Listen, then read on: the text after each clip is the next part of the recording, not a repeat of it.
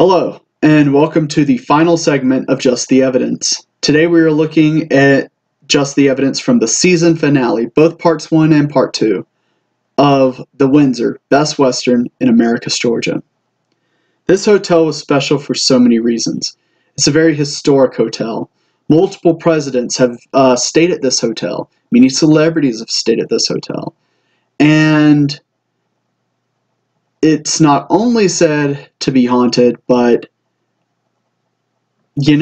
it certainly makes the best case of the season for being haunted. The first piece of evidence we have is the haunted chair. This chair was located in the hall right next to the room we rented. The room we rented was supposed to be haunted, but we had no evidence from the room. We spent a lot of time in there doing some sessions.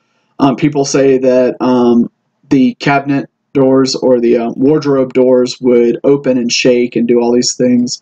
People could hear footsteps in the room. The bathroom doorknob would jiggle occasionally. You could see footsteps like shadows in the middle of the night across the floor. We didn't get any of that. That couldn't be explained by someone walking down the hall or what have you. But Joe told us about this haunted chair next to our room that rocks on its own. So we went to investigate. We brought with us the thermal camera, which the footage can be seen on the full episode, and dowsing rods, and of course we used our phones as phone cameras.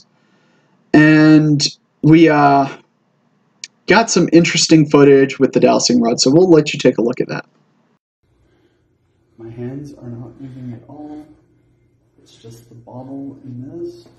And typically when I come to a complete standstill, I can get them standing pretty parallel. But going down, this is 312, 313.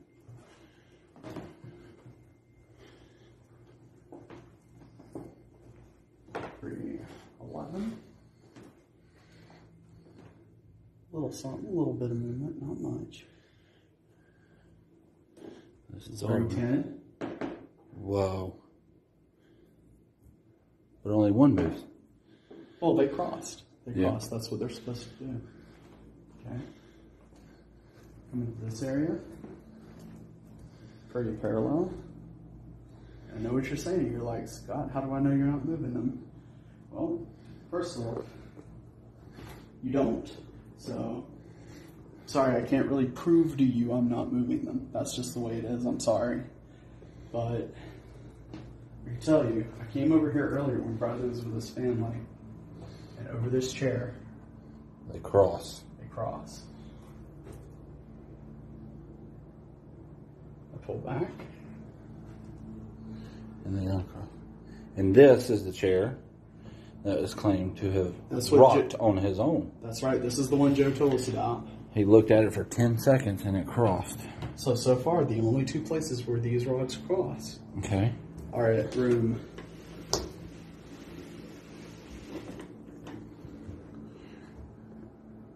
And they still cross. Try going to the lamp. Let's just see. It's this corner.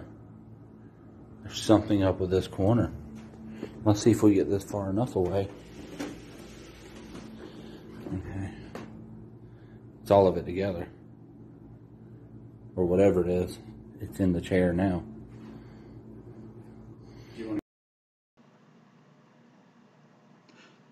Alright, so as you saw, the dowsing rods crossed over the chair. With dowsing rods, it's a very old form of divination. I don't necessarily buy into it because I feel like if anything's magnetic around those tips, they're going to move. And that's just kind of how they are. They do react to magnetic things, which they're made of, I assume, a magnetic sensible metal, therefore they would do that. So I mean, maybe there's like a magnet in the chair or something that isn't visible. Maybe it's some of the bolts that hold in the fabric of the chair might be magnetized somehow. They could cause that reaction. But I think that it's interesting enough to put on here, and I know some of our viewers do believe in dowsing rods and do believe in that form of divination. And maybe you count that as more meaningful evidence than Bradley and I did. The next piece of evidence is the pictures I was telling you about earlier. So we got permission to go into the Roosevelt room and investigate in there for about an hour, which was really cool. We took a few minutes to kind of get our bearings in general and just kind of get a feel for the room and figure out what we want to do and how we want to do it. And we start filming, and halfway through, I decided to take flash photography pictures after an EVP session and using the dowsing rods in the room. And during the picture session, I took like 6 or 7 pictures, and then a mist or a fog just rolls up on my camera. Like, I cannot explain where it came from. I could not replicate it, and I could not figure out like why it happened. And I used this phone right here. I've had this phone for, there it is. I've had this phone for years. I've done haunted tours with it before. I've used it throughout the entire investigation series that we've done. Never has a picture been like distorted in this way with the mist or a fog. After the pictures, I took some more, couldn't replicate it. I had Bradley turn on the infrared, turn on the camera light, shine the camera light on the chandelier above us to see if light reflecting down would do it. He was sitting exactly where he was. This could not be replicated. Here are those pictures now.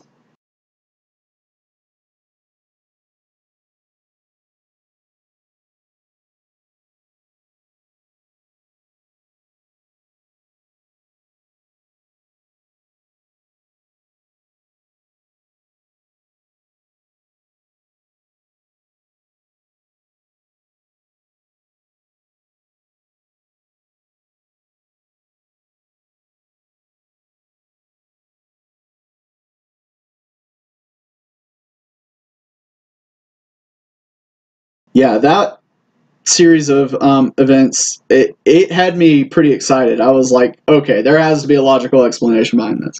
And really up until this point, he and I are both saying, this place isn't haunted. This is the first thing that really, really caught our attention. And then about 10 minutes after this, Bradley had his experience with the heat. And again, you can actually see all this on the original episodes. The next piece of evidence I'm putting here because chronologically that's where it needs to go. We finished in the Roosevelt room. Bradley had his experience of the heat. I had my experience with the camera and the photos. And we're still like, that's weird, but it doesn't outright say haunted. So we take Alyssa up on her offer to allow us a tour of what they call the secret stairway and the haunted 4th floor storage area. We get up there, she tells us stories about how objects, specifically a Bible, is moved around a little bit, how employees will go up there for something and it'd be on the opposite side of the room where it's supposed to be, and completely out of context with the area around it. And we're like, yeah, okay, well, we're not getting any of that. And I will also note at this point, we had to put our cameras away. The batteries were dead. Even our phones needed charging. All we had were 2 audio recorders that were halfway down on their battery. So we had audio. That was it. So we're taking this tour. We go down the stairs, and I suggest that we try something I've read about but never actually done. And that's start a song or a nursery rhyme and see if a voice finishes it. So we try it, and we clearly hear a voice finish the song. Unfortunately, the audio did not do nearly as good of a job catching the audio as our ears did. And that's just, you know, it was the hand we were dealt. We made the bad choice of not having a camera with us. Maybe we got a shadow. Maybe we would have gotten a full body apparition if we had IR up on the balcony as we did this, but we didn't. So I would encourage you to use your headphones and listen to the audio clip that's coming up right now. Alright, now we're going to do it again, but we're not going to say down. We're only going to do the rhyme without down.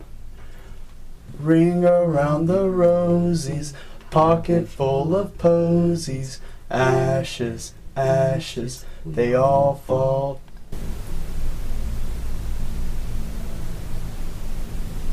Mother. Hell no, I'm getting out of here. That experience was really powerful for me personally, because the first thing that went through my mind is my experience at the Hotel de Feniac. Because I was like, I had an experience there, but I was by myself. This time, I'm hearing something, and 2 other people are hearing it with me. And Bradley was the same way. He was like, okay, I hear this, and I know the other 2 people with me hear this. And that's kind of a shared moment. And we're just thankful we got what we did on audio. Hopefully, with headphones, you heard enough of it to make out that there was a voice coming from an alternate place or space that was not where we were. But I can tell you, I could not make out the vocabulary, like the actual detailed words of what was being said. But what I heard was a woman go, or something akin to that, and it was coming from directly above us. It was just as clear as the noise I just made. I'm not going to dispute that there was not a voice there. There was a voice there, and I can't dispute that. So Bradley got out of there really quick. I was right behind him. My options were go up with just my audio device and maybe see something that I cannot prove. And the one thing I got really tired of by this point was hearing things, seeing things, experiencing things that could possibly just be in my head. I wanted witnesses for anything that might happen. So we all go out of this room. We get our camera gear. We're using the half-charged batteries that we left in our room. And we come back with full gear and we film. Bradley is with Alyssa. They decide to go downstairs and redo the song. I stay upstairs this time. I'm like, okay, if there is something that's triggered by singing a song, we can experience it.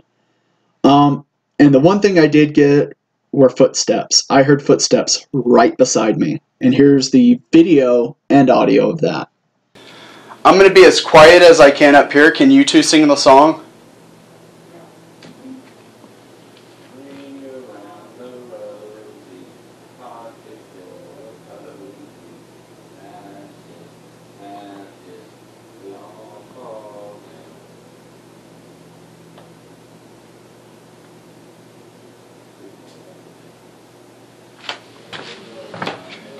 Is there anyone up here?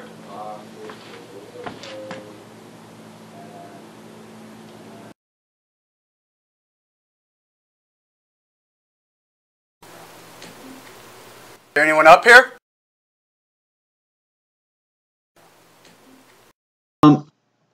After the footsteps, I'm kind of goofing around and I'm like asking for, random things. And one of the questions I ask is, are you afraid of falling? And there's possibly an EVP in this audio. So listen. Did you hear anything? Maybe you did, maybe you didn't. This is one of the ones we put a question mark beside because it felt like, maybe someone with possibly better ears or someone more experienced with EVPs might listen to this and say, whoa, yeah, no, there's definitely a response to that. The idea of falling down scare you?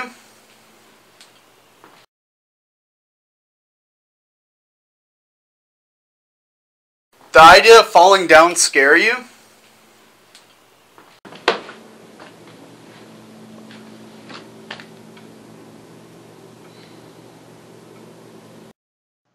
The next thing we have from this haunted stairwell, which at this point we're all kind of like, yeah, there's possibly something here. Well, that's how I was. The other two were like, yeah, this place is haunted.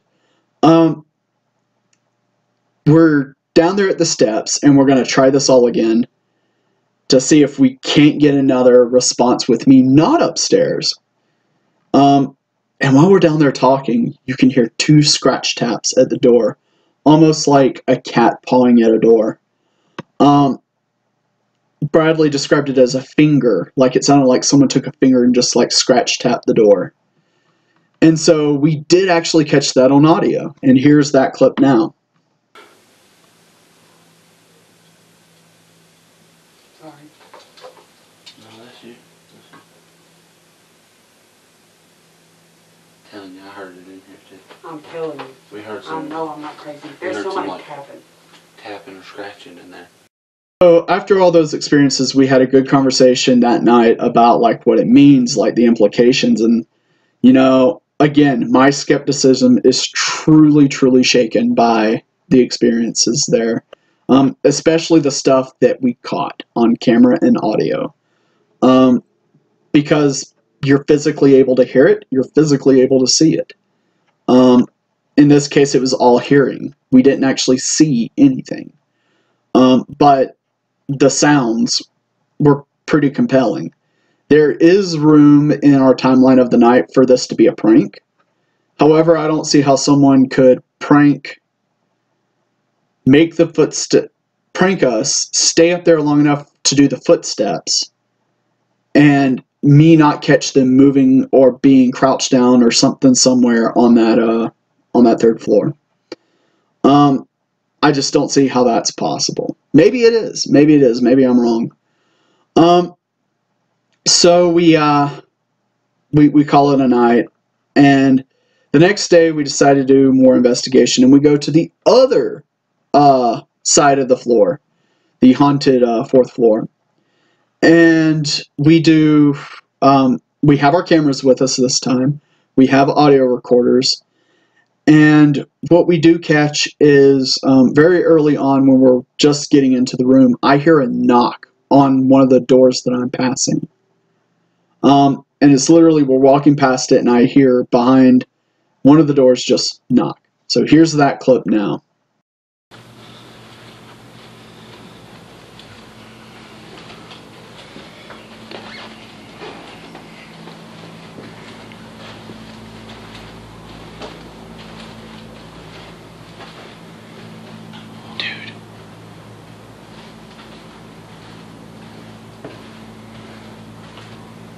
What the fuck? Did you hear anything? Because I heard a tap on that door. Yeah, I heard something.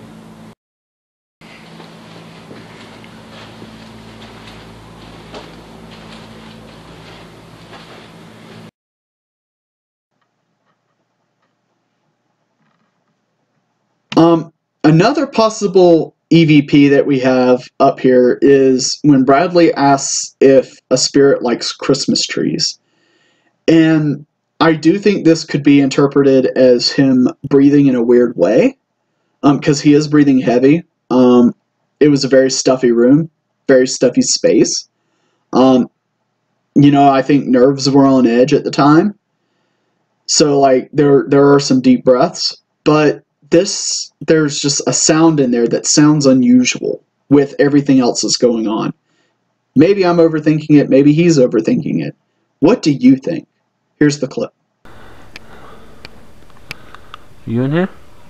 You like Christmas trees?